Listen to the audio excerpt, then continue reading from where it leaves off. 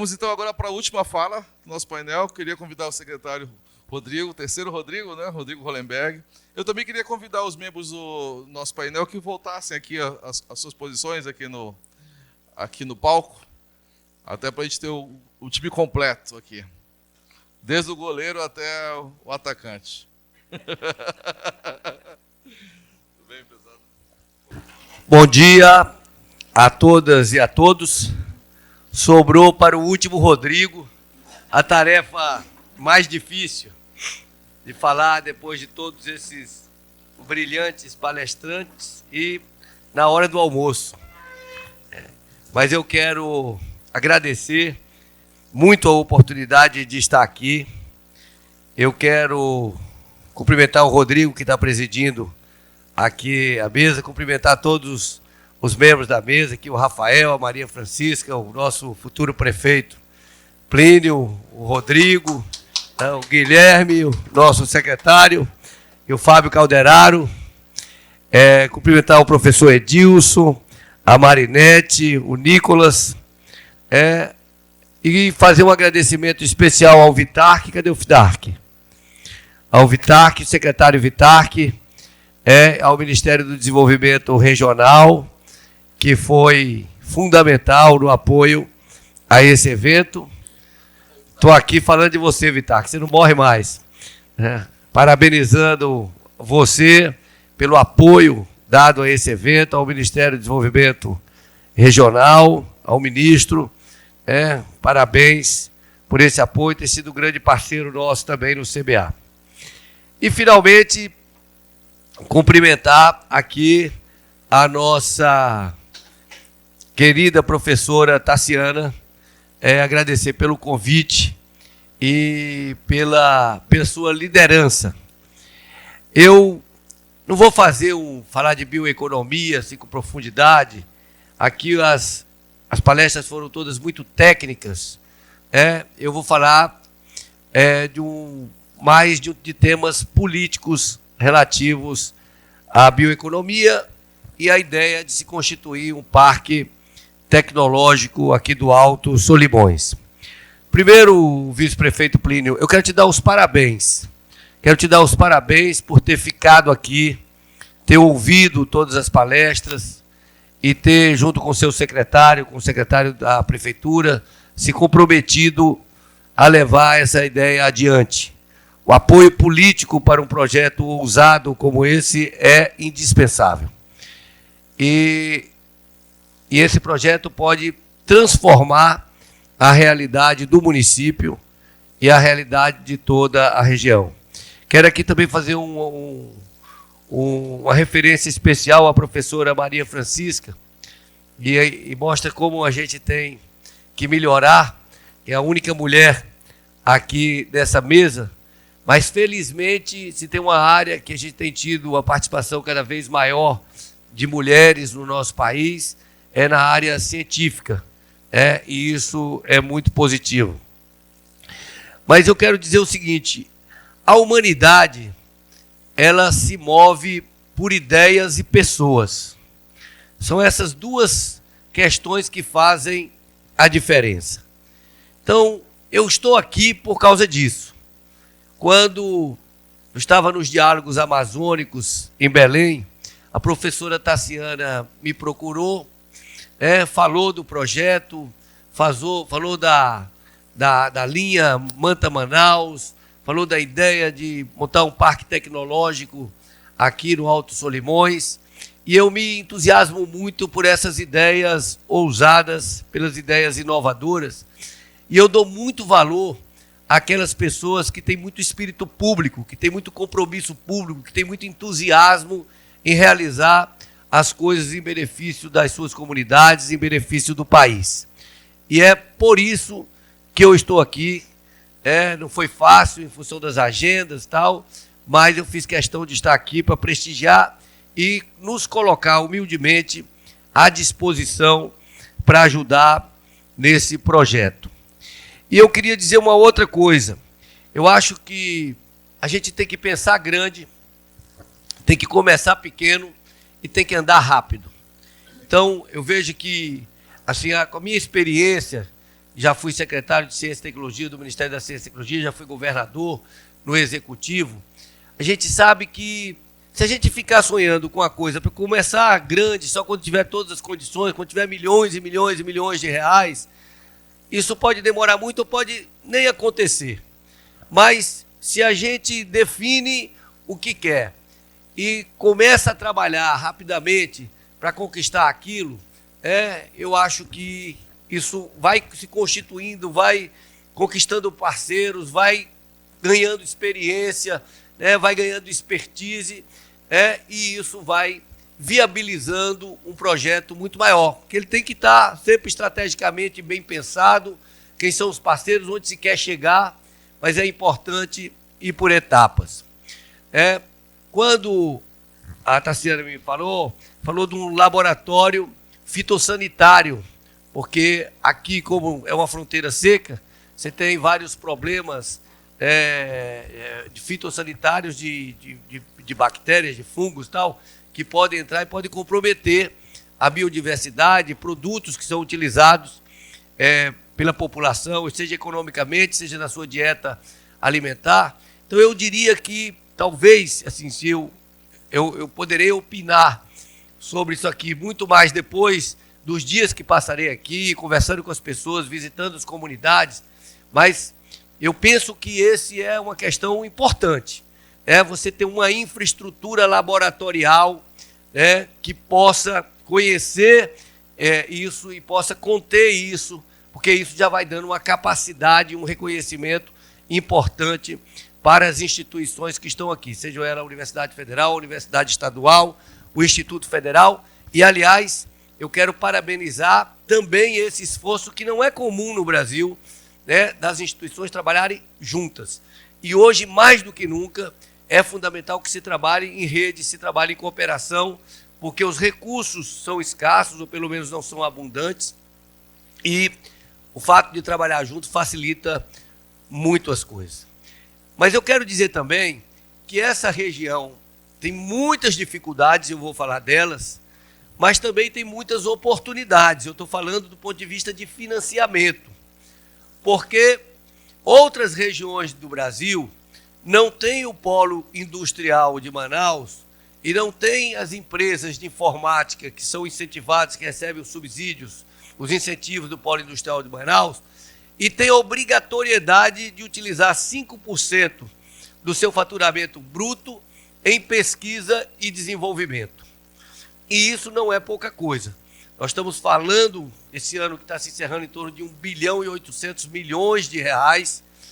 Um pouco mais da metade disso pode ser investido nas próprias empresas, mas obrigatoriamente o restante tem que ser investido em instituições de ciência e tecnologia públicas ou privadas, ou no Fundo Nacional de Desenvolvimento Científico. Eu diria que talvez uma ótima estratégia era vocês aproveitarem essa unidade da UFAM, da UEA e do IFAM para começarem a constituir que projetos conjuntos vocês poderiam apresentar para essas empresas, para começar a captar esses recursos dessas empresas. Certamente, para qualquer empresa que tenha a obrigação de investir em ciência, tecnologia e inovação, se ela perceber que é um projeto conjunto de 3 instituições importantes da região, para uma região importante, estratégica para o país, como é o Alto Solimões, que isso terá uma força muito maior. Então, desenvolver a capacidade de captação de recursos é muito importante. Eu diria que e muitas vezes eu fui prefeito, secretário com Eduardo Campos do Ministério da Ciência e Tecnologia, e todo prefeito que ia lá, eu dava um conselho, assim, olha, se a coisa que você teria que fazer o dinheiro melhor aplicado, se fizer na prefeitura, é você montar uma equipe enxuta de projetos, de gente que sabe fazer projeto. Porque, embora a gente não tenha uma situação fiscal tranquila, do Brasil não está sobrando dinheiro, mas tem algum dinheiro na esplanada, tem dinheiros de editais que são realizados pelo BNDES, pelo Fundo Amazônia, pelo tal. E se você tiver uma capacidade de apresentar projetos bem estruturados, você vai captar recursos e esses recursos vão impulsionar a economia, o desenvolvimento econômico da cidade. Então, essa é a primeira sugestão que eu daria a todos vocês. Eu tenho dito lá em Brasília, e eu fiz questão de vir aqui, de conhecer com mais profundidade a Amazônia, para poder falar com mais propriedade, com mais autoridade sobre a Amazônia, que muito se fala sobre a Amazônia e pouco se conhece sobre a Amazônia. Me chamou muita atenção, lá no Diálogos Amazônicos, como uma pessoa da comunidade, até faz parte do conselho do CBA, um extrativista, representante da comunidade extrativista. Ele fez uma pergunta assim, ele disse que toda vez que ele vai dar uma palestra, ele faz uma pergunta assim: o que é a Amazônia para você? E muita gente fala: a Amazônia são as árvores, a floresta fantástica, os rios fantásticos, a biodiversidade fantástica e tal. E pouca gente se lembra que na Amazônia vivem 28 milhões de pessoas. A Amazônia brasileira. E o que há de mais precioso na Amazônia brasileira são as pessoas. E o que que o Estado, a iniciativa privada, a ciência e tecnologia pode e deve fazer para melhorar a vida dessas 28 milhões de pessoas que vivem na Amazônia? E aí não é só pensar agora, é pensar agora e para as futuras gerações. E aí eu sempre digo o seguinte: os desafios da Amazônia são muito maiores do que a sua extensão territorial e são muito mais complexos do que a sua biodiversidade. E aí a gente convive com esse paradigma. É uma reunião que o mundo todo, é a reunião mais rica do planeta, a maior biodiversidade do planeta, tal, onde as pessoas vivem de forma muito precária. Uma grande parte da Amazônia não tem acesso à energia elétrica, não tem acesso a saneamento básico, né, não tem acesso à segurança alimentar. Ou seja, que paradigma terrível. Então, eu acho que as instituições científicas, elas têm que colocar todo o pensamento, todo o conhecimento para questionar isso. O que seria preciso fazer para mudar essa realidade? E quando eu digo que eu quero conhecer, porque para a gente poder ir lá falar com alguma autoridade, alguma propriedade, ouvindo vocês, de ser mais uma voz, de fato, em defesa da Amazônia lá em Brasília. Porque na hora que a gente entrou na presidência, e eu fico muito feliz de poder estar contribuindo com isso, porque minha primeira militância política na vida foi quando eu era estudante na Universidade de Brasília, no movimento de defesa da Amazônia. A gente defendia o nosso slogan: a Amazônia é nossa. Você tinha aquela coisa de que a Amazônia podia ser o mundo, tinha os olhos, a cobiça sobre a Amazônia, e a nossa bandeira era essa: a Amazônia é nossa. Mas ao começar a assumir a presidência do Conselho do CBA, me senti na obrigação de conhecer com mais profundidade a Amazônia. E eu agradeço muito ao Fábio Calderaro, que estava na gestão do CBA e nos acompanhou ao longo desses meses. A gente percebe que o primeiro grande desafio que eu vejo na Amazônia é o desafio da logística, da infraestrutura, e associado com o outro que eu vou falar depois, que é o das mudanças climáticas. Porque vejam que situação: olha, nós tivemos agora uma seca. Eu fico imaginando, eu queria muito andar, a gente queria até descer de rio daqui para Manaus, fomos desaconselhados, que não era um momento bom, porque os rios estavam muito tão, até por uma questão de segurança, mas enfim. Mas eu fico imaginando, se esses grandes rios, eles perderam muita água, tem praias enormes, o que deve ter acontecido com os igarapés? Lá para o interior da floresta. Ou seja, e se um igarapé desse seca? Não tem estrada, não tem avião, não tem campo de pouso, as pessoas não têm dinheiro para pagar. Como é que as pessoas vão fazer? Como é que vai chegar o combustível, se lá o combustível é o óleo diesel para tocar um geradorzinho lá, quando tem? Não tem saneamento, como é que vai chegar a água potável? Como é que vai chegar o alimento? Então, é muito importante que se discuta e se tenha alternativas para a questão da infraestrutura da Amazônia. E aí você tem um debate lá em Brasília, faz a BR-319, não faz o debate, então muitas vezes, e eu não estou aqui dizendo, porque eu não tenho conhecimento suficiente para dizer se é bom, se é ruim, então, mas assim, o importante é que ouvir as comunidades, e eu acredito que seja bom, mas as comunidades, como fazer? Hoje você tem tecnologia para fazer de alguma forma e tal. O fato é que as comunidades não podem ficar isoladas. E aí, quando eu falo de desafio de infraestrutura, é também o desafio da energia, porque no mundo que há um esforço enorme de descarbonização, num país em que nós temos uma vantagem comparativa em relação ao resto do mundo, que nossa matriz energética é 46% de origem renovável, quase 90% da nossa matriz elétrica é de origem renovável, mas na Amazônia nós temos, né, milhares, dezenas, centenas de milhares de pessoas que vivem de energia do óleo diesel, que as pessoas gastam quase o mesmo tanto de óleo diesel para levar a energia para um lugar para ser utilizado. Então, é um desafio a ser enfrentado a questão da energia.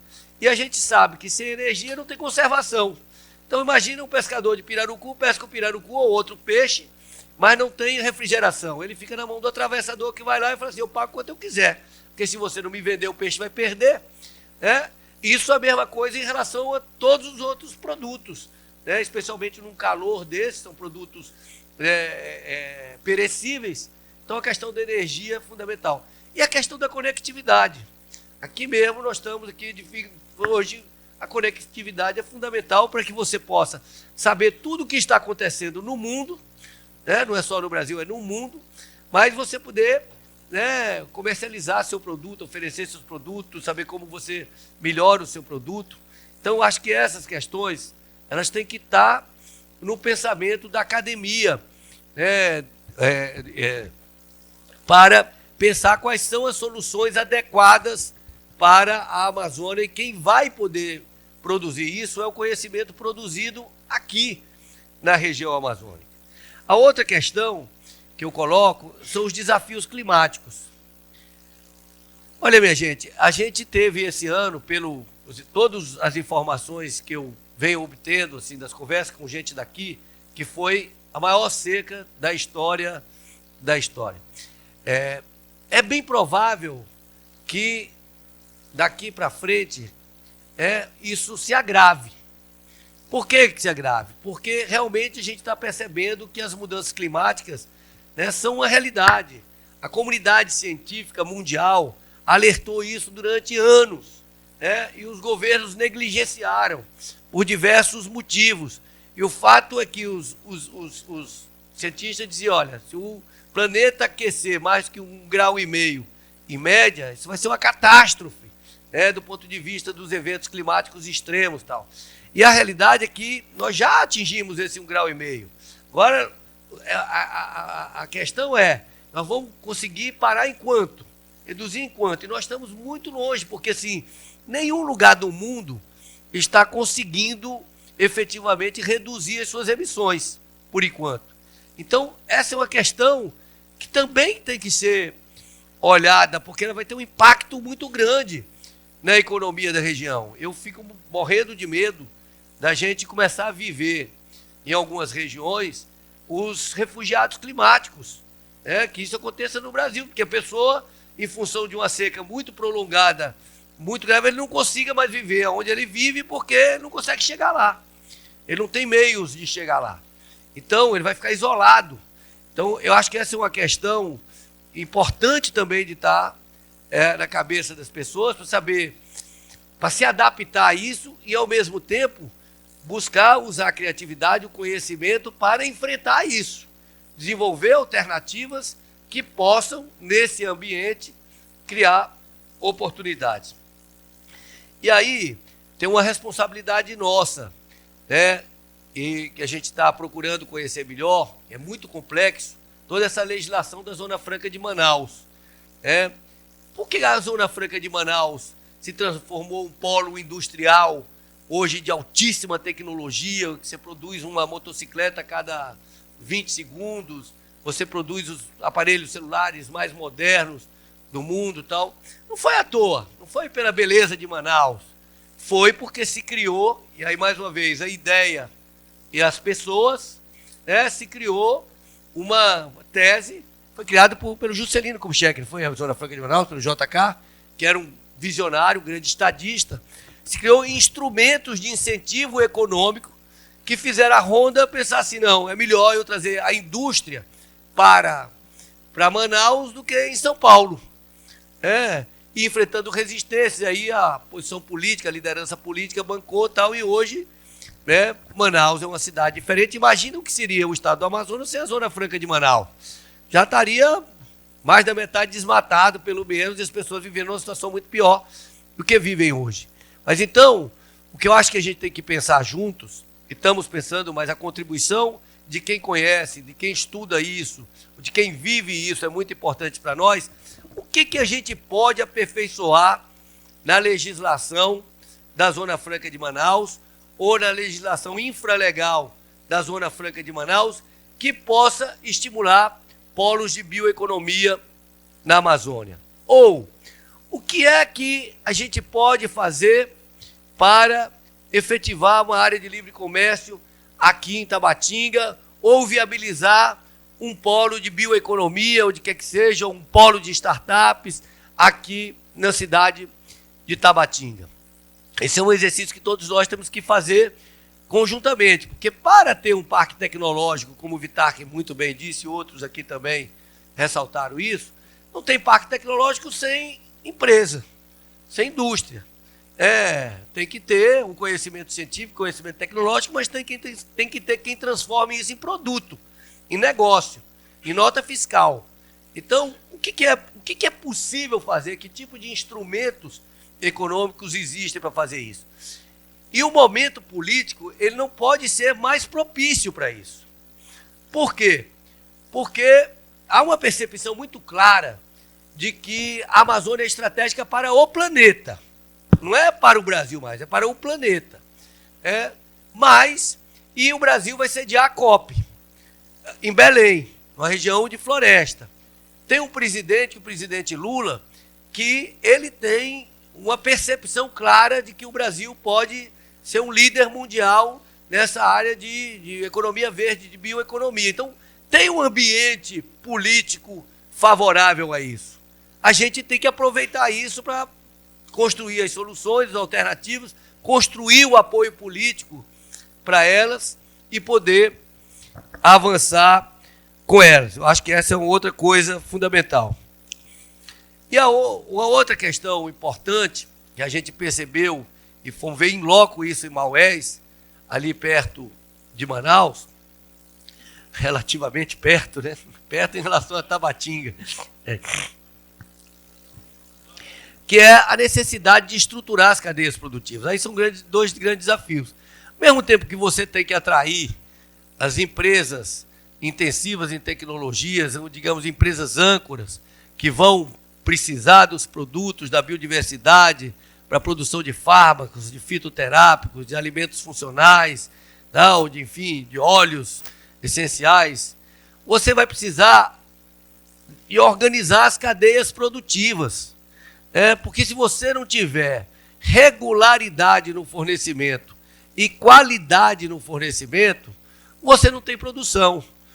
Uma empresa grande dessa que se instala, ela precisa de ter regularidade, senão ela vai embora. Então essa é uma outra questão fundamental.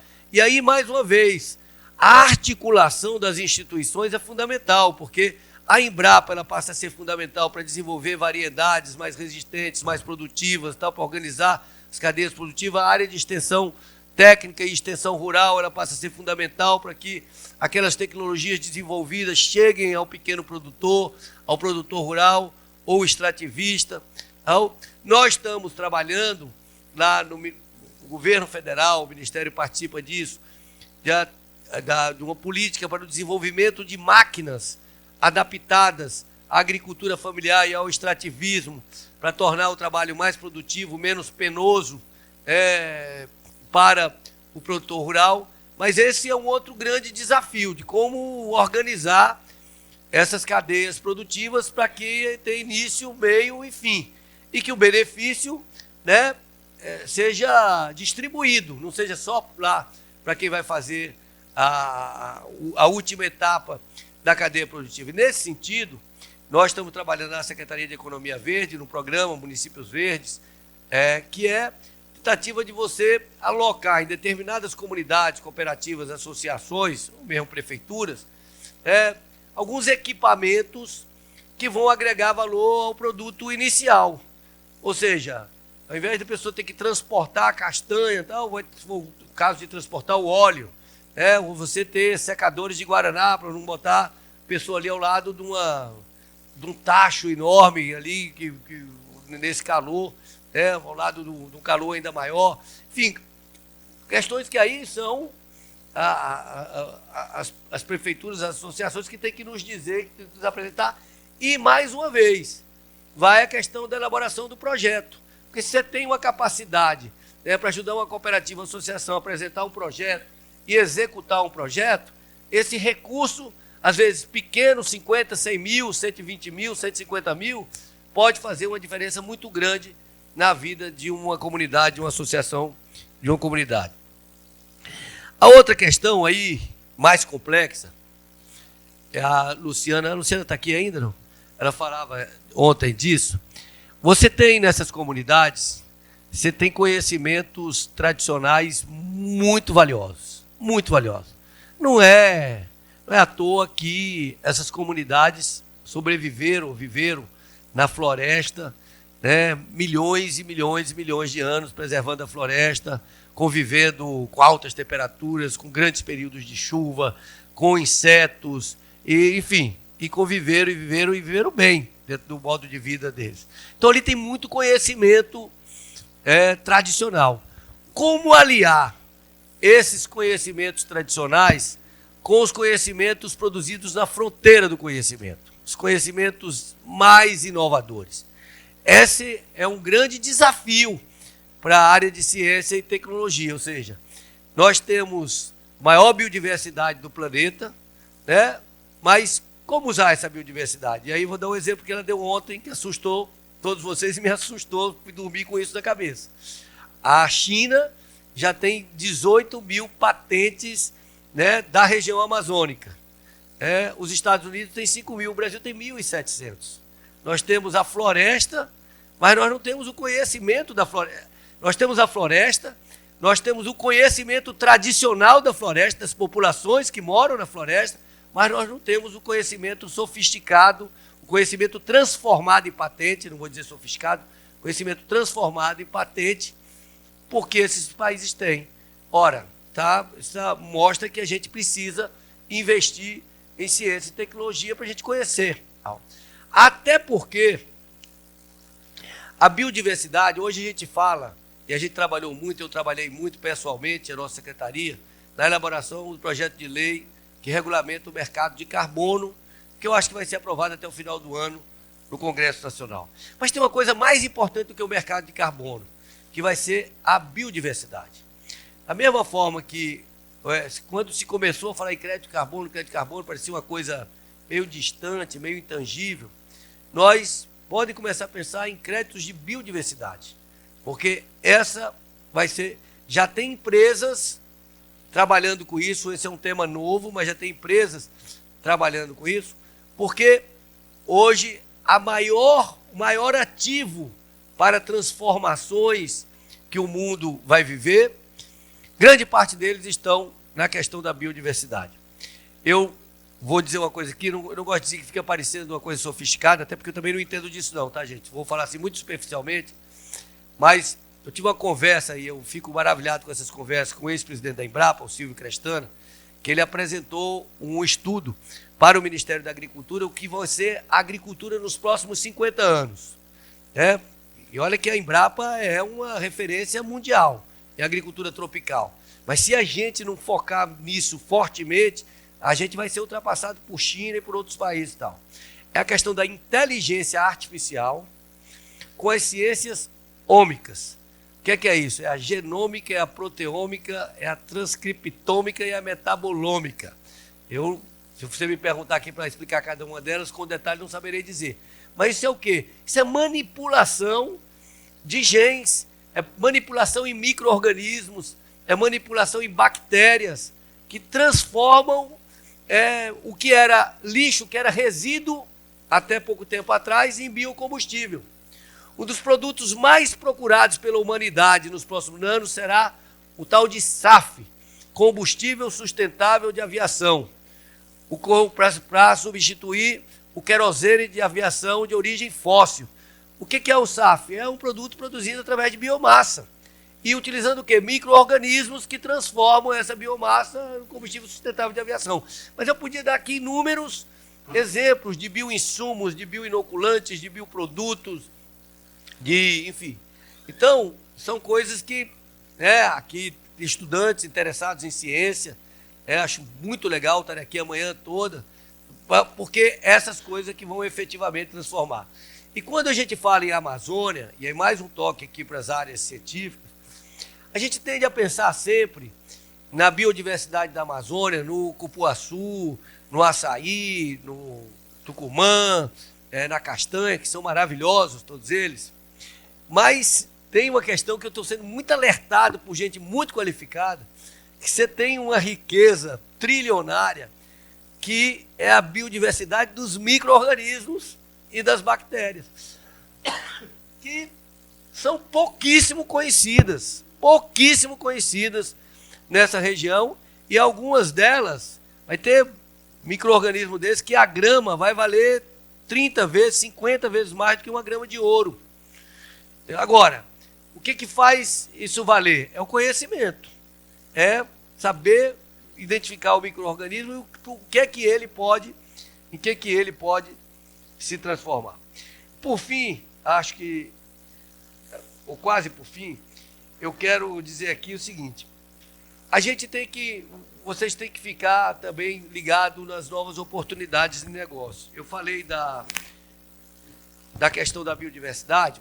Hoje tem uma coisa nova que vai surgir, eu tenho a impressão que isso vai crescer muito e que pode beneficiar muito áreas de floresta, como aqui, que são as CPRs verdes, Cédula de Produto Rural Verde. O que é isso? Hoje, quando você já tem bolsa, isso já está regulamentado pelo Banco Central, embora o comércio ainda seja um comércio incipiente. Mas hoje, quando você vai produzir milho, soja, você pode ir ao banco ou você pode ir numa bolsa, registrar isso. Não sei exatamente como funciona, porque nunca fiz eu pessoalmente isso, mas alguém antecipa o pagamento da sua safra, compra a sua safra, você recebe e você planta, então você é obrigado a entregar 5.000 toneladas de milho depois de tanto tempo. E aí, da safra, você vai lá e entrega 5.000 toneladas de milho, o que sobrar é seu e você pagou o cara que fez aquele investimento e tal. A Cédula de Produto Rural Verde é um produto ecossistêmico produzido pela floresta ao longo de um ano. Isso é o quê? É o serviço, é a preservação da biodiversidade, é o estoque de carbono, é a preservação da água, aquilo importante, ou seja, são diversos serviços ecossistêmicos prestados e que, assim, isso está em desenvolvimento. A Embrapa está mapeando isso, quais são esses serviços ecossistêmicos prestados pela floresta, porque na hora que você conseguir medir isso com integridade, com segurança, aquilo passa a ter um valor muito maior no mercado internacional. Muitas empresas vão comprar isso por uma questão reputacional. Elas querem comprar para dizer, olha, não, a minha empresa ela é uma empresa que é preocupada com o meio ambiente, que nós temos aqui 5.000 hectares de floresta preservada no Brasil. Ou ela pode fazer isso como um negócio, uma transação mesmo comercial de comprar e vender aquilo e tal. Isso é uma coisa que eu acho que precisa ficar atento, porque onde esse mercado vai crescer é onde tem floresta. E onde tem floresta é aqui onde vocês estão. Daí a importância também de mantê-las em pé. Bom, e finalmente eu quero dizer para vocês o seguinte. Bom, nós estamos com um grande desafio, que é a retomada do CBA. O CBA pode ser um grande instrumento para o desenvolvimento dessa região. Nós estamos discutindo com a FINEP, do CBA criar uma rede CBA de inovação e que o CBA seja uma cabeça de rede. E isso vai facilitar muito, porque como o CBA também vai ter uma capacidade muito grande de captar recursos do Polo Industrial de Manaus, porque pela lei as empresas podem colocar o dinheiro diretamente no CBA, então para muitas empresas pode ser mais fácil colocar o dinheiro no CBA, e o CBA poder ajudar outras instituições, se associar a outras instituições como o IFAM, como o EA, como o FAM, para desenvolver, por exemplo, e aumentando, implantando a infraestrutura laboratorial, ou seja, os investimentos que se precisa fazer aqui no Alto Solimões para se chegar ao sonho de vocês, que é, de todos nós, de implantação do Parque Tecnológico do Alto Solimões. E, por fim, eu quero dizer que também já está em consulta pública, gostaria que vocês acessassem, dessem suas contribuições, o programa do Ministério da Ciência e Tecnologia, que é o Selo Amazônia. Nós lançamos, na verdade, um selo verde e o selo Amazônia, mas o selo Amazônia é que tem mais a ver aqui, porque ele é um selo de inclusão social. A ideia do selo Amazônia é identificar produtos produzidos na Amazônia, que essa é uma marca de uma força fantástica, talvez até mais forte em alguns mercados do que a própria marca Brasil. A marca assim, Amazônia, esse aqui é produzido na Amazônia. E é claro que isso vai precisar ter muita integridade, então a gente vai ter as instituições certificadoras credenciadas pelo Inmetro, as regras serão definidas pela BNT, a partir desse grupo, né, composto de representantes do governo, da iniciativa privada, das universidades, que vai dar as sinalizações, assim, os objetivos, para que a BNT faça as regras técnicas para atingir aqueles objetivos. Quais são? É de agregar valor à produção feita aqui na região amazônica, e nós entendemos que tem que ser produzida aqui mesmo, não é a matéria-prima aqui para ir num outro lugar e ser beneficiado, não. É a matéria-prima ser colhida e ser beneficiada e ser produzida na Amazônia, né, com sustentabilidade, ou seja, preservando a floresta, trazendo benefícios para as comunidades tradicionais, enfim, um conjunto de valores que serão construídos conjuntamente, e a gente gostaria aí de convidá-los a participar.